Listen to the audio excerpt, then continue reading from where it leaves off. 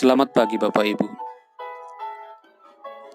Jumpa lagi di hari baru, hari pemberian Tuhan, hari karunia Tuhan, Rabu 17 November 2021. Kita bersyukur untuk segala berkat Tuhan dalam hidup. Karena itu mari kita belajar firman Tuhan supaya kita diingatkan, ditegur, dikoreksi, untuk selalu waspada dalam hidup. Karena hidup kita tidak tahu. Bacaan hari ini Daniel pasal 8 adalah bacaan harian Gereja Toraja. Sebelum bacanya saya mengajak berdoa. Terima kasih Tuhan untuk hari baru, untuk kesehatan, kekuatan, untuk segala berkat dari Tuhan. Engkaulah Allah yang mengasihi kami. Engkaulah Allah yang mencintai kami. Kami akan membaca firman-Mu. Pimpinlah kami, ajarlah kami, melalui Roh-Mu yang kudus, agar kami semakin kokoh dan teguh, semakin mengikuti kehendak Tuhan, semakin meninggikan memuliakan Tuhan, semakin memprioritaskan Engkau saja. Segala hormat hanya Bagi-Mu, segala kemuliaan hanya Bagi-Mu. Kami berdoa dalam nama Tuhan Yesus Kristus. Amin. Daniel pasal 8 ayat 1 sampai 14. Pada tahun yang ketiga pemerintahan Raja Belsyazar, nampaklah kepadaku Daniel suatu penglihatan sesudah yang tampak kepadaku dahulu itu. Aku melihat dalam penglihatan itu, dan sementara aku melihat, aku berada di Puri Susan yang ada di wilayah Elam. Dan aku melihat dalam penglihatan itu bahwa aku sedang di tepi sungai Ulai. Aku mengangkat mukaku dan melihat tampak seekor domba jantan berdiri di depan sungai itu. Tanduknya 2 dan kedua tanduk itu tinggi, tetapi yang satu lebih tinggi dari yang lain, dan yang tinggi itu tumbuh terakhir. Aku melihat domba jantan itu menanduk ke barat, ke utara, dan ke selatan, dan tidak ada seekor binatang pun yang tahan menghadapi dia. Dan tidak ada yang dapat membebaskan dari kuasanya. Ia berbuat sekehendak hatinya dan membesarkan diri. Tetapi sementara aku memperhatikannya, tampak seekor kambing jantan datang dari sebelah barat yang melintasi seluruh bumi tanpa menginjak tanah. Dan kambing jantan itu mempunyai satu tanduk yang aneh di antara kedua matanya. Ia datang pada domba jantan yang 2 tanduknya, dan yang kulihat berdiri depan sungai itu, lalu menyerangnya dengan keganasan yang hebat. Aku melihatnya mendekati domba jantan itu, ia menggeram, lalu di tanduknya domba jantan itu dipatahkannya kedua tanduknya, dan domba jantan itu tidak berdaya untuk tahan menghadapi dia. Dihempaskannya dia ke bumi, diinjak-injaknya, dan tidak ada yang melepaskan domba jantan itu dari kuasanya.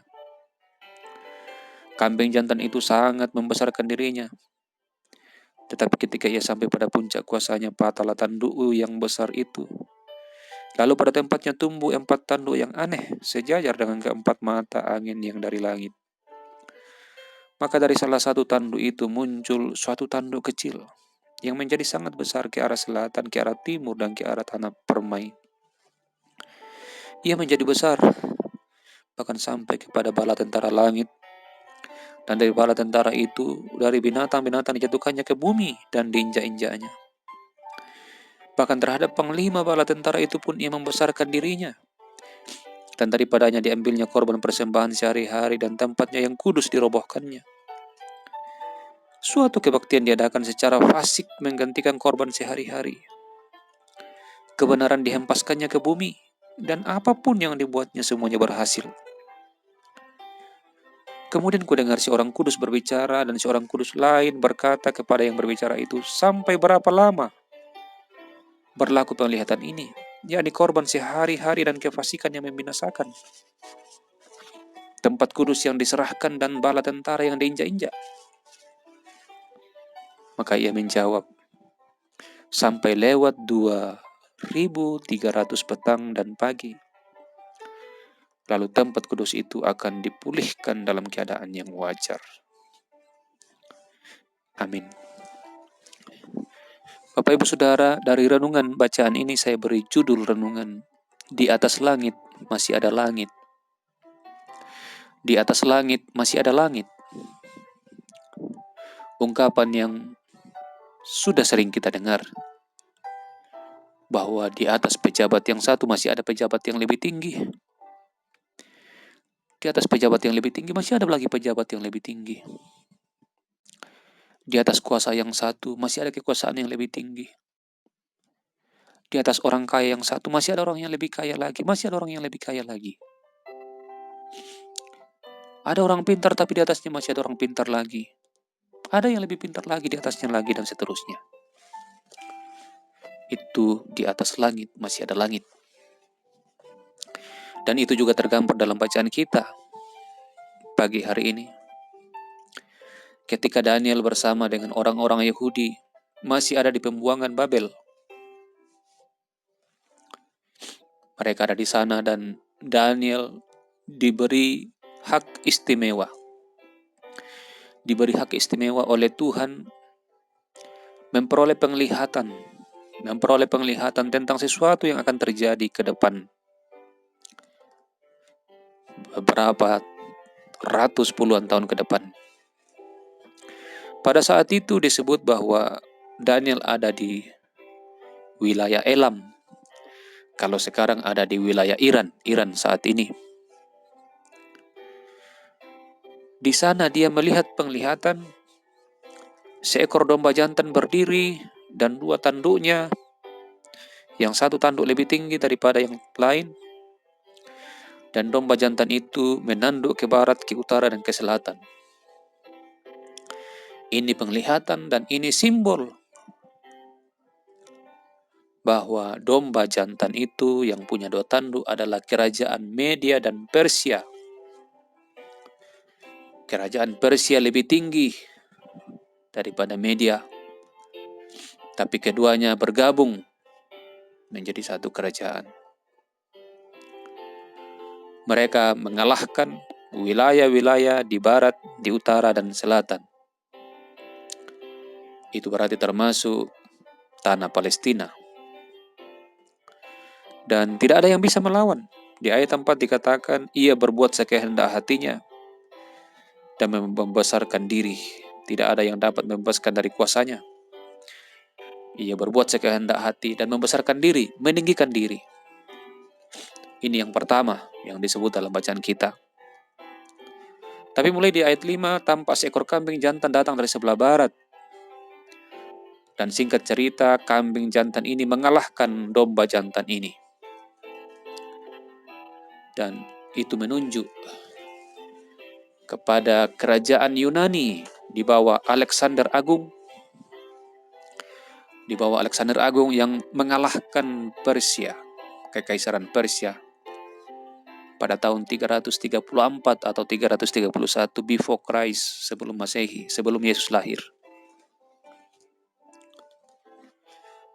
Jadi kerajaan yang pertama membesarkan diri, Media dan Persia meninggikan diri. Tapi kemudian muncul kerajaan yang Yunani, dan ini juga dalam sejarah umum Bapak Ibu Saudara.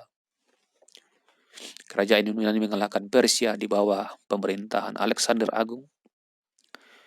Dan juga kambing jantan itu disebut di ayat 8 sangat membesarkan dirinya. Sangat membesarkan diri. Karena wilayah pemerintahan Alexander Agung mungkin tidak akan pernah lagi, sampai sekarang ini tidak pernah lagi ada kekaisaran yang begitu luas dari Eropa ke Mesir dan sampai perbatasan India. Tetapi tahun 323 before Christ atau sebelum Masehi atau sebelum Yesus lahir, Alexander Agung meninggal. Itu juga disebut ayat 8. Ketika sampai pada puncak kekuasaannya, patahlah tanduknya yang besar itu. Lalu pada tempat tumbuh 4 tanduk yang aneh. Kekaisaran yang dipimpin oleh Alexander Agung terbagi menjadi 4 oleh panglima-panglimanya. Tapi semua menjadi kecil. Tapi di ayat 9 sampai 12, dari salah satu tanduk itu muncul satu tanduk kecil yang menjadi sangat besar ke arah selatan, ke arah timur, dan ke arah tanah permai. Di bawah pemerintahan Raja Antiochus IV Epiphanes. Inilah yang dimaksud tanduk kecil. Oleh Roma, ia kemudian memperluas wilayahnya. Ia menindas orang Yahudi yang disebut dalam ayat 11 sampai 12. Bahkan terhadap panglima bala tentara itu pun ia membesarkan dirinya. Ia membesarkan dirinya lagi. Dan daripadanya diambilnya korban persembahan sehari-hari dan tempatnya yang kudus dirobohkan. Ia mau membinasakan orang Yahudi. Ia mau menghapus agama, adat istiadat budaya Yahudi. Ia menghapus persembahan tiap hari. Disebut ayat 11. Korban persembahan sehari-hari dan tempatnya yang kudus dirobohkannya. Di akhir pemerintahannya bahkan Antiochus IV Epiphanes membawa berhala masuk di bait Allah. Itu disebut juga di ayat 12. Suatu kebaktian diadakan secara fasik, menggantikan korban sehari-hari. Kebenaran diempaskan ke bumi dan apapun yang dibuatnya semuanya berhasil. Jadi dia begitu nampak berkuasa. Orang-orang kudusnya, umat kudus, imam-imam, dirampas kekuasaan mereka, imam-imam Yahudi. Ia tidak terbendung. Lalu dalam penglihatan itu Daniel, sebelum peristiwa ini terjadi, dalam penglihatan itu Daniel melihat orang kudus bertanya, sampai kapan itu terjadi? Maka disebut di ayat 14 sampai lewat 2300 petang dan pagi. Mengapa disebut petang dan pagi? Karena petang dan pagi ada korban sehari-hari di bait Allah. Dan itu berarti ada 1150 hari. Dan itu menunjuk dalam sejarah yang terjadi betul-betul kemudian sesuai dengan penglihatan ini. Tahun 167 before Christ atau sebelum Masehi, Raja Antiochus IV Epiphanes melarang persembahan tiap hari di bait Allah. Itu berlangsung 3 tahun. 1150 hari itu hampir sama dengan 365, hampir sama dengan 3 tahun. Dan dalam sejarah 167 tahun before Christ sebelum Masehi sampai 164 itu terjadi ketika Antiochus IV dikalahkan oleh Yudas Makabe dari orang Yahudi. Maka penyembahan di bait Allah dipulihkan. Jadi apa yang disampaikan dalam bacaan kita, penglihatan Daniel terjadi kemudian, betul-betul terjadi kemudian dalam sejarah. Sejarah umum dibaca pun itu ada dalam sejarah umum. Bapak Ibu Saudara-saudara, demikianlah kalau orang membesarkan diri, meninggikan diri, dia akan dikalahkan, dia akan direndahkan. Dan itu juga dikatakan oleh Tuhan Yesus, barang siapa meninggikan diri, dia akan direndahkan. Karena itu pelajaran penting, janganlah meninggikan diri. Karena sesukses apapun kita, itu semua berkat dari Tuhan, itu semua pemberian dari Tuhan. Janganlah meninggikan diri karena Yesus sendiri, Raja yang agung, Raja sorga, mau merendahkan diri untuk menyelamatkan kita manusia yang berdosa. Teladanilah dia. Dia yang menduduki posisi yang tinggi, rela merendahkan diri menjadi sama dengan manusia, disiksa sampai mati di kayu salib agar kita selamat. Terpujilah Tuhan. Amin. Kita berdoa. Terima kasih Tuhan untuk firman-Mu pagi ini. Kiranya kami dikuatkan untuk mau merendahkan diri di hadapan Tuhan. Engkaulah Allah kami, Engkaulah Tuhan kami, Engkaulah yang patut dipuji dan disembah. Berkati gereja Tuhan di muka bumi terus menjadi garam, menjadi terang, menjadi berkat bagi dunia ini. Berkati pemerintah kami beri hikmat kekuatan. Berkati orang sakit, pulihkan mereka. Yang berduka dihibur. Yang bergumul diberi kekuatan. Jangan tinggalkan kami Tuhan. Berkati orang miskin, peliharakan mereka. Ajar kami mengasihi mereka. Dalam nama Tuhan Yesus kami berdoa kepada Bapa di sorga. Amin. Demikianlah Bapak Ibu Saudara renungan kita hari ini. Selamat beraktivitas dan Tuhan memberkati.